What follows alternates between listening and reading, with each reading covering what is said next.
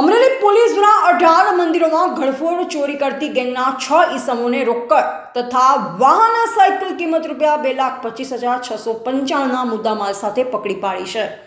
મંદિર ચોરીના ગુનાઓના 6 આરોપીઓને અમરેલી એલસીબી ટીમ દ્વારા ઝડપી લેવામાં આવ્યા છે। અમરેલી પોલીસ અધિક્ષક સંજય ખરા દ્વારા ગુનાઓ ડિટેક્ટ કરવા અમરેલી એલસીબી ટીમને જરૂરી માર્ગદર્શન આપવામાં આવેલ। Amreli LCB police inspector AD Chavda નાઓની રાહબારી હેઠળ એલસીબી ટીમ મિલકત સંબંધી આરોપીની સઘન તપાસ દરમિયાન બાતમી હકીકત તેમજ ટેકનિકલ સોર્સ આધારે એલસીબી ટીમ દ્વારા ઘરફોડ ચોરીમાં સંડોવાયેલ 6 શકમંદ ઈસમોને પકડી પાડી તેની સઘન પૂછપરછ કરતા અમરેલી જિલ્લા તથા આજુબાજુના વિસ્તારોમાં આવેલ 18 મંદિરોમાં ઘરફોડ ચોરીઓ કરેલ હોવાની કબૂલાત આપતા પકડાયેલ આરોપીઓ પાસેથી ચોરીનો ઉપયોગમાં લીધેલ વાહન તથા રોકડ રકમ સહિતનો મુદ્દામાલ કબજે કરી આરોપીઓ વિરુદ્ધ કાયદેસરની કાર્યવાહી કરવામાં આવેલ હતી।